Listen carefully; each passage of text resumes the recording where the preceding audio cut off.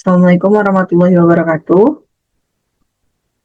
Kembali lagi bersama saya, Alia Rabi Ramadhani, yang akan memaparkan untuk pertemuan kali ini yaitu mengenai jual beli. Oke, sebelum kita memulai pembelajaran, langkah baiknya kita berdoa terlebih dahulu.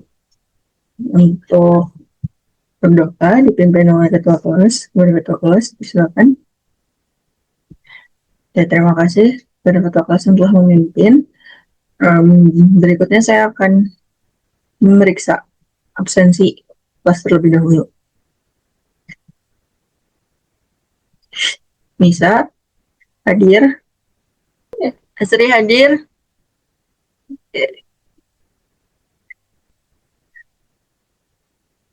Nah, di sini saya punya ada beberapa gambar. Yang pertama gambar apa itu?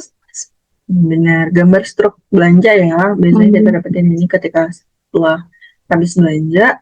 Gambar yang kedua, ya itu gambar uh, iklan diskon yang di situ tertulis persentase diskonnya, juga produknya apa.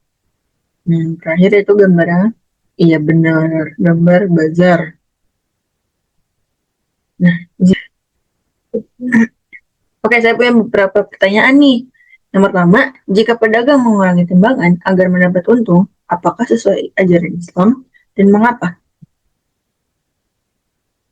Jawabannya tepat sekali, karena jika pedagang mengurangi timbangannya agar mendapatkan untung, tapi berlebih, itu tidak boleh, karena itu merupakan perbuatan yang curang. Berikutnya, bagaimana aritmatika sosial membantu kita berdagang dengan adanya? Jawabannya hampir tepat, karena di aritmatika sosial kita diajarkan mengenai keuntungan, rugi, lalu persentasenya dalam berjualan. Juga itu sesuai dengan syariat Islam yang dimana tertulis di dalam Al-Quran. Jadi berdagangnya juga secara tepat. Oke, berikutnya ada manfaat pembelajaran. Jadi manfaat pembelajaran untuk materi jual beli ini yaitu dengan memahami aritmatika sosial, peserta didik dapat berlatih berdagang dengan benar, seperti tidak mengurangi timbangan, tidak menipu harga, dan tidak mengambil keuntungan berlebihan. Hal ini menunjukkan bahwa berbisnis dengan kejujuran merupakan bagian dari ibadah dan mendatangkan keberkahan. Nah, tujuan pembelajarannya apa sih? Yang pertama, capaian pembelajarannya di akhir fase D, peserta didik dapat menerapkan operasi aritmatika pada bilangan real dan memberikan estimasi atau perkiraan dalam menyelesaikan masalah, termasuk yang berkaitan dengan literasi maupun finansial. Nah, untuk tujuan pembelajarannya, yang pertama, setelah mengamati pembelajaran, peserta didik mampu menjelaskan konsep, harga beli, dan harga jual dengan tepat. Lalu yang kedua, setelah mempelajari contohnya, peserta didik mampu menghitung laba dan rugi dengan teliti. Lalu yang ketiga, setelah menyelesaikan latihan soal, peserta didik mampu menentukan persentase laba dan rugi dengan benar. Dan yang terakhir, setelah memahami keterkaitan nilai Islamnya dengan kegiatan ekonominya, peserta didik mampu menunjukkan sikap jujur adil dan amanah dalam transaksi. Nah, berikutnya ada video yang akan kalian simak terlebih dahulu. Selamat menyaksikan. Bu, jeruknya 1 kilo berapa ya, Bu? 35.000 aja, Bu, 1 kilonya. 20.000 aja ya, Bu? Waduh, belum bisa, Bu, kalau 20.000. Harga beli saya aja belum dapat segitu. Nanti saya malah rugi dong, Bu, bukannya malah untung. Gimana kalau 25.000 aja, Bu? Waduh, masih belum bisa, Bu. Gini aja deh, Bu. Biar lebih impas, 30.000 aja 1 kilonya ya, Bu. Itu tuh udah saya kurangin tuh, Bu. Ya udah, 30.000. Saya bungkusin jeruknya 1 kilo aja ya, Bu. Oke, Bu. Nah, dari video tadi, apa yang dapat kalian tangkap? Ya, dari video tadi mengenai tawar-menawar dalam kegiatan jual beli, di mana si ibu A menawar harga kepada ibu penjual jeruk untuk mendapatkan harga yang rendah. Namun dari ibu penjual jeruk tersebut tidak menyanggupi untuk harga yang ditawarkan oleh si ibu pembeli. Dan ketika si ibu penjual jeruk mengeluarkan harga yaitu berupa 30.000 dan si ibu pembeli menyetujuinya, maka terjadilah transaksi jual beli ini.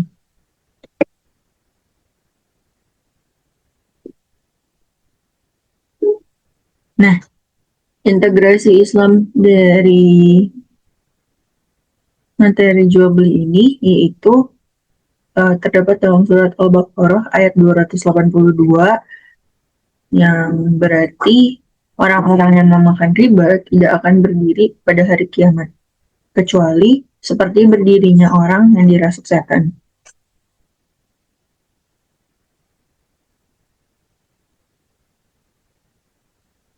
Nah, di sini ada contoh.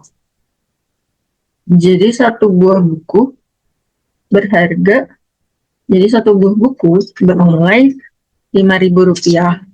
Nah, jika ditanya harga keseluruhan, di mana di sini terdapat 3 buku, berapakah harganya? Itu dijawab.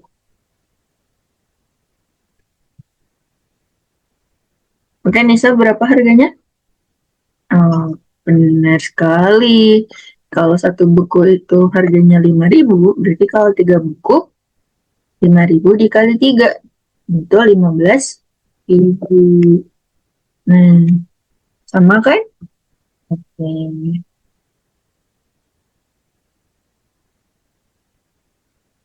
Nah, di sini kita memiliki rumus. Jika dalam transaksi mendapatkan keuntungan, harga jual sama dengan harga beli ditambahkan dengan untung.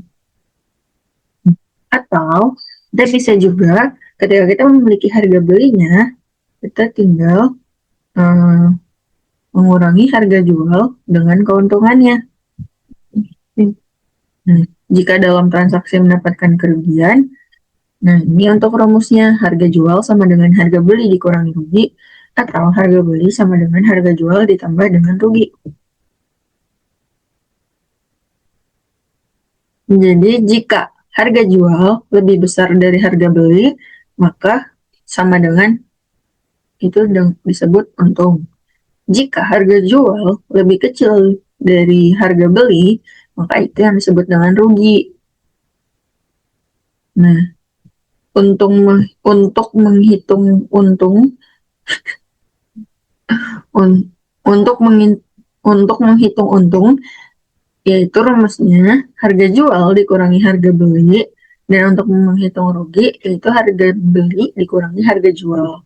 Ini ada keterangannya ya, jika HJ itu sama dengan harga jual, harga beli, U untung, dan R rugi. Nah, di sini kita punya contoh soalnya ya. Seorang pedagang membeli satu lusin buku. Seorang pedagang membeli satu lusin buku tulis dengan harga Rp60.000. Buku tersebut dijual kembali dengan harga Rp6.000 per buahnya. Apakah pedagang tersebut mendapatkan keuntungan? Dan berapa besarannya? Nah, kita lihat jawabannya. Ya, penyelesaiannya yaitu diketahui. Kita tulis dulu untuk nilai-nilai atau harga-harga yang ada di soal. Seperti harga beli, kita misalkan dengan HB, itu 60.000. Terus harga jual per buah, kita misalkan dengan HJ, itu 6.000. Nah, jumlah barangnya berapa? Satu lusin. Nah, satu lusin itu sama dengan benar 12 buah. Untuk total harganya, atau kita misalkan dengan HJ, itu 12 dikali dengan, tadi HJ itu,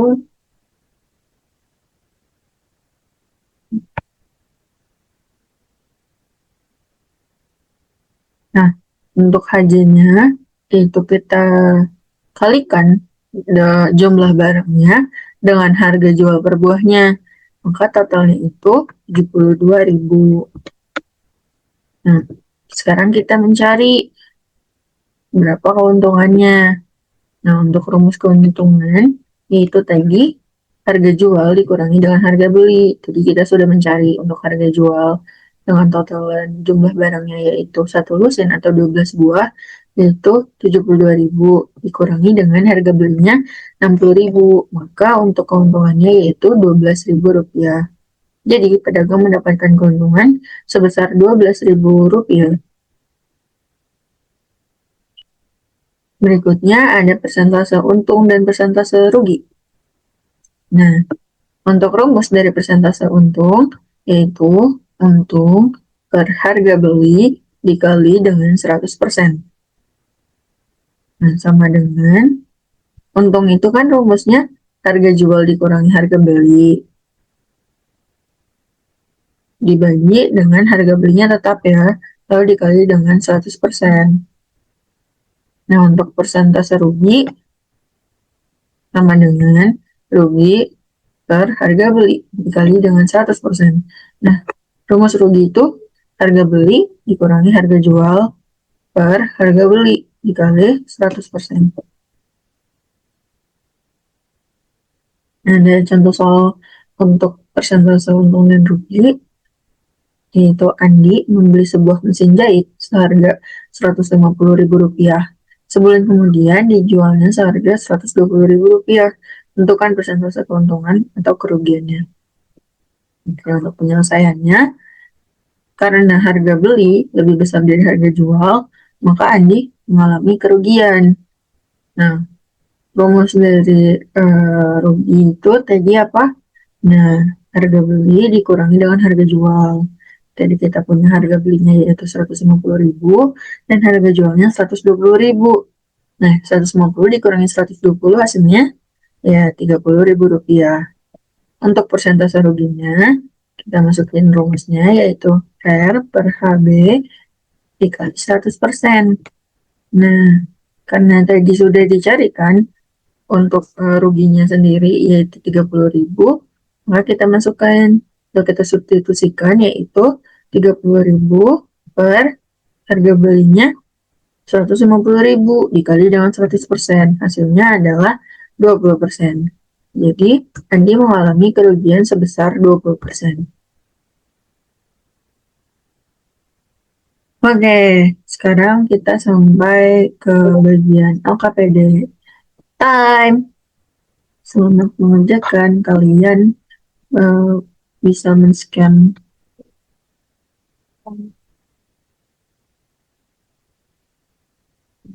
untuk barcode sumatifnya. Silahkan di-scan barcode-nya. Ujung pembelajaran pada kali ini. Nah, mari kita refleksikan terlebih dahulu. Nah, selesai deh untuk pembelajaran hari ini. Kita tutup dengan membaca doa setelah belajar dipimpin oleh ketua kelas. Oke, terima kasih. Alhamdulillah pembelajaran kali ini telah selesai. Semoga apa yang kita pelajari hari ini dapat dicerna dengan baik-baik dan dapat diterapkan dalam kehidupan sehari-hari. Semoga kita yang mempelajarinya juga mendapat keberkahan. Amin amin ya rabbal alamin. Saya tutup pembelajaran kali ini dengan Alhamdulillah.